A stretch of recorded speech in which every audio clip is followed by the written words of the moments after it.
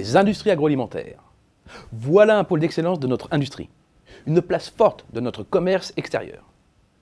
Quand pour 2011, le déficit commercial de la France est ressorti à près de 70 milliards d'euros, l'excédent record de la filière agroalimentaire, 12 milliards d'euros, n'en a eu que plus d'éclat. C'est sans aucun doute un motif de satisfaction. Pourtant, malgré ces bons résultats, les performances commerciales agroalimentaires s'érodent. Pour faire bref, nos IAA ne cessent de perdre des parts de marché au niveau mondial.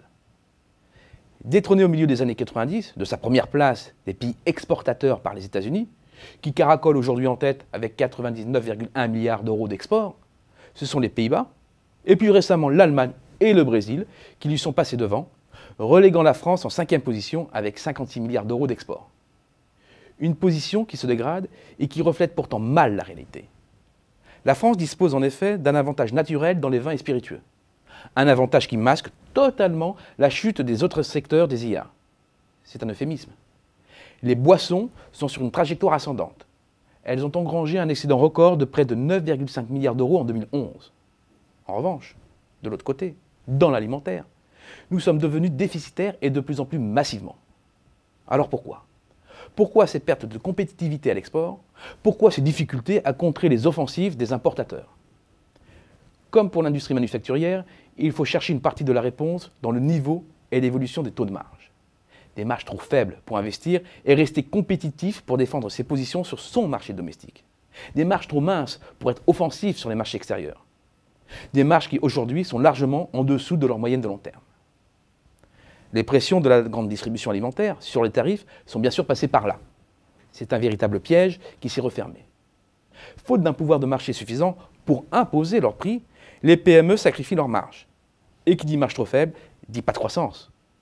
D'ailleurs, près des 3/4 des entreprises alimentaires emploient moins de 20 salariés.